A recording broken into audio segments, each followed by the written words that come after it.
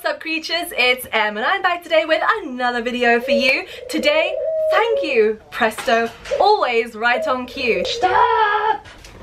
Okay. Today I'm going to be showing you how I bathe my animals and the methods behind them, because bathing pets can be fascinating. It's not simply dunking your animals in water like, here, be clean, be cleansed. Now as humans, we keep ourselves clean by either having a shower, taking a bath, or going swimming, and we tend to use different soaps and washes to help ourselves smell good. But animals' needs are very different to our human desires. For some animals, bathing or submerging themselves in water can be very beneficial to their health or even essential. But there are some animals where it can be detrimental or even fatal. So please, if you are thinking about bathing your pet or thinking about what your pet needs in order to be clean or healthy, please either consult a veterinarian or consult multiple different channels to see if you can gather the information that you need, or check out different forums where you can get all the information you need about your specific species. If you haven't already, remember to hit that subscribe button down below, become part of the creature crew, and also hit that notification bell down next to the subscribe button if you haven't already. And as ever, if you guys have any requests for any videos you'd like, leave a comment down below. Hello! In here is my first animal that I'm going to be bathing. This over here is Fluffy. Fluffy is an alligator snapping turtle, and you might think that's a bit silly. You know, he's obviously aquatic, he doesn't need to be bathed, but he does need some shell maintenance, and that's what I'm going to be showing you now. For Fluffy's shell maintenance, I will be employing the use of an old toothbrush of mine, complete with tongue scrubber. So Fluffy is going to have his bath, and for maintenance for the shell I just use a toothbrush, and with the toothbrush, let me just hold him here. Most of his body weight is supported right now by the water. He's got like some good buoyancy going on there, and I'm just going to gently scrub the back of his shell. And this is to bring up all the algae that's growing on his shell. He's got a lot of algae growing. I know, baby, I'm so sorry. We don't do this very often with him because it is obviously very stressful for him. So we just do it every so often just to keep it off. The algae doesn't necessarily hurt the snapping turtle. It actually helps him to camouflage, funnily enough, but I just rather keep him as clean as possible. So I'm just going to give him a little break. He's going to go down there. Good. I don't want to stress them out too much all in one go. Snapping turtles can be kept with permits in some states, but I do not recommend them as a pet. Although they're shy and slow moving when out of water, their beak is incredibly sharp, even at this size, which isn't even half grown.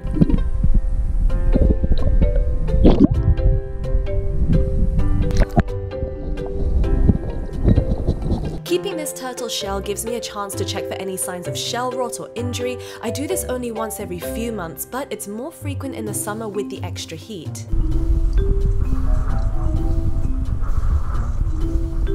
You're totally looking to kill you right now. Watch it.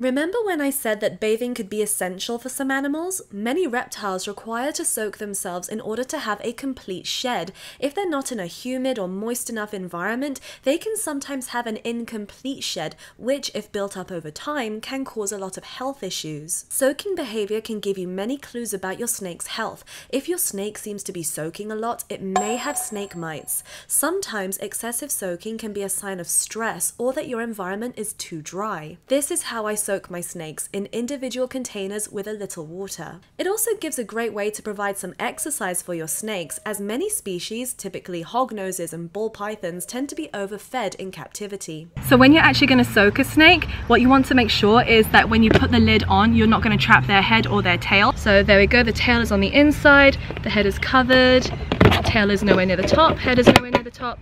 And there you go. So you can perforate the tops of these so you can have breathing holes, but I personally don't soak the snakes for more than about, gosh, what, 5 to 7 minutes. So he doesn't really need any breathing holes. He's not going to have any lack of oxygen in there. Also, you want to make sure that you always monitor your snakes when they're actually being soaked, and that's because they're amazing escape artists, and some lids will come off a little bit, and if you go away for even 2 minutes, I can guarantee you some little smart snake is going to find its way, push its way out and be like, see ya. Okay, Clifford, you're done. You're just going to stay there. Come on, sausage. Different to soaking is swimming enrichment. Some snakes will love to swim and float in the water at their leisure. Ka, my ball python for almost 12 years, loves to swim, not just soak. Bess, my adopted Burmese python, also loves to swim, perhaps because it takes the strain of his heavy body off of his bones and muscles for a few minutes. In the wild, Burmese pythons are well known for their swimming ability. Interestingly, Zombie, my blind rescued grey-banded king snake, loves to swim. You can tell that Zombie is sensing her environment. She is very, very calm. She's not thrashing. Typically, if you put a snake in water and they start to thrash, then they are panicking. Part of why she's not panicking is because she knows that there's this massive anchor log right here. And by anchor log, I mean that she can anchor her tail on there or something if she feels that she's getting into any difficulty or if she wants a rest. And also what I've done in this pool is it's actually much shallower, so I can literally just stick a finger in there and you can see that it comes roughly up to here. So it's like about an inch or so deep, whereas at the other side, let me come down here and show you. So I can put like my whole fist in there. So it's much shallower there. She's actually enjoying herself. She was completely beneath the surface just now. She's a great example. She's actually got her head completely submerged. Don't worry, snakes will not drown themselves. She's a great example of a snake that's just enjoying a recreational swim. Ka, you're floating away. You gonna just stay there, Ka? Hi. You're just going with the flow.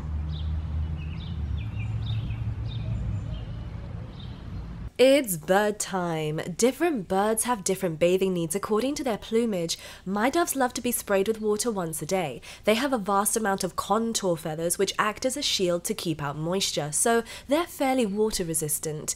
Baba Kook, the Kookaburra, also likes to be sprayed, or he will bath himself in his aviary pool. At the back there, that's right at the back, that is Tada, the baby. She does not like to get particularly wet, but you know, she is still a baby. And then to the left is Presto, and to the right is Voodoo, who loves a bath, and Voodoo will probably stick her wing up in the air. Let me see if she'll do it.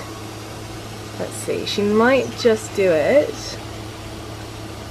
which is when she wants to. Yeah, there we go. Yay, Voodoo!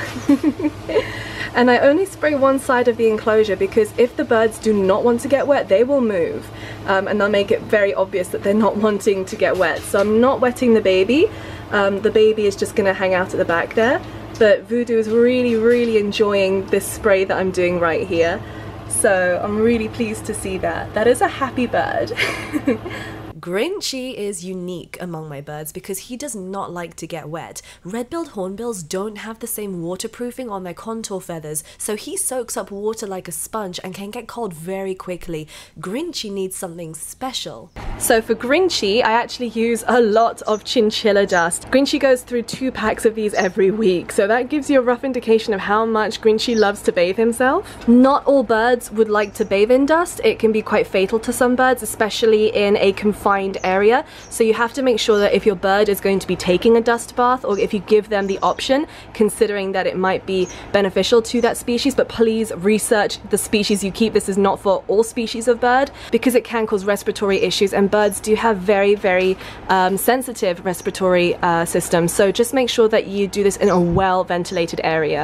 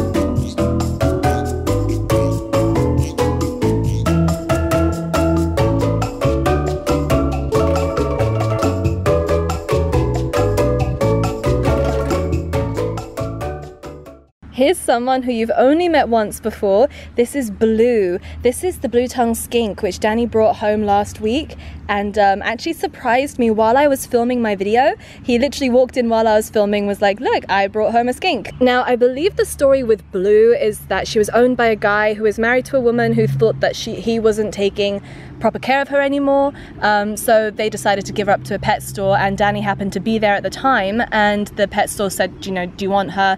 We don't really have space to hold her right now, do you want to bring her home? So Danny said yes, and mostly because he took pity on poor Blue. Her fingers, due to having bad sheds and not having stuck shed removed, her fingers have actually become necrotic. Now what that means is basically because skinks need to shed their skin, just the way that many other reptiles such as snakes will do, she didn't have the proper humidity to actually remove the shed from her fingertips, so it basically wrapped around her fingers, constricted, and has become so tight that it cut off all the blood supply. Now, especially at the back, you'll see when she's soaking a bit better, she has already lost a few of her toes. That will never grow back. She's always going to have stumpy little toes, but as you can see, even for a blue-tongued skink, which don't seem to get around that well anyway because they've got ridiculous little redundant legs, she gets around just fine.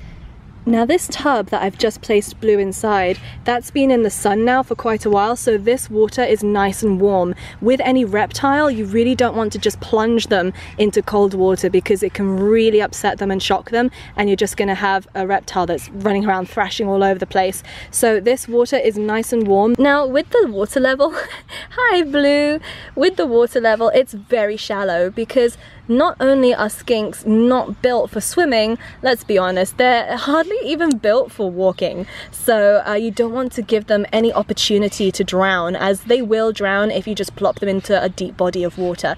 Again, always make sure that you are giving them enough space to lift their head. This is mostly to soak her feet and her front toes as well. And also she's got some stuck shed, I don't know if you guys can see just here. So every single day we've been soaking her and more of this stuck shed, let me see if I can show you some of these scales, come off. So that's really great. We've got a lot of it off already. Every now and then there's a scale that I didn't even know needed to have its shed come off, and she just keeps on surprising us because she is a very surprising creature. There we go, we've got a little bit more coming off as well. Oh, and many reptiles will actually defecate when you put them in water, sometimes due to stress, sometimes due to the increased movement. So there we go, we've got blue blobs in the water. Great. And we are back with brand new water in the magical blink of a second, which actually took 15 minutes, and Blue's blobs have now become fertilizer. Thank you very much for gracing us with your beautiful blobs, Blue. And also thank you to everyone who left name recommendations. Blue was a very popular choice, and I actually went with Blue not because it was just the popular choice, but also because I just saw Jurassic World and I thought, well, why not? She's doing really well, so thank you guys for sending her your hopes and your prayers and your wishes, and I'm gonna get her back inside now and give her her mineral oil. The time has come for us to talk about something very important. Bonus weasels! Dobby, your foot legit just hit my face. Now, ferrets don't actually have to be bathed all that often. In fact, it's not good to bathe them too much because it can irritate their normally very dry and sensitive skin. I bathe these guys maybe once every 3 or 4 months even. I don't think they've had a bath since May. Bathing a ferret will never get rid of their odor. That is a common misconception among new ferret owners. If you do not like the smell of a ferret, just don't keep ferrets, because there's no way that you should be spraying anything directly onto the ferret to make them smell better. Like no perfumes, nothing like that. Deodorizing shampoos and things like that can be a little bit of a scam. So just realize that nothing is going to take away that musty ferret smell. You have to learn to like it, or love it in my case. When you're washing your ferrets, make sure that you use a dedicated ferret shampoo. This is the one that I'm going to be using today. It's actually specially formulated for ferrets, and the formula will not dry or irritate the skin of the ferrets, which is really, really important. It's Dobby first. Are you ready to take the plunge? No, she's not gonna like this. I'm gonna try and keep it brief.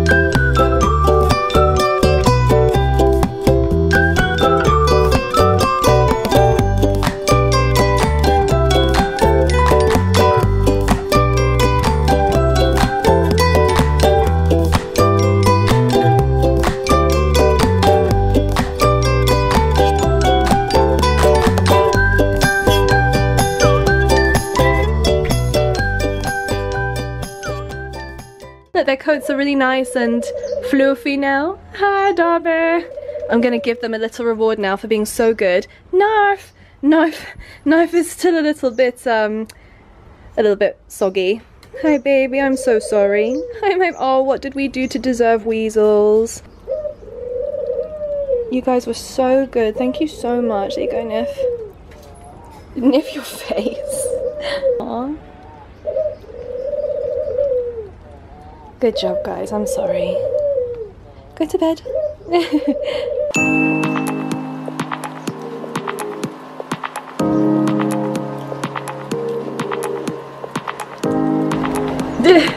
You're done. You're done. Okay. And that's it for today, guys. I hope you really enjoyed it. If you did enjoy it, leave a comment down below to let me know which animal you enjoyed seeing the most, if you learned anything, or if you have any questions, leave a comment down below and either myself or hopefully someone else will jump on and help to answer your question. Thank you guys so much for watching. I will see you in another video soon. Bye!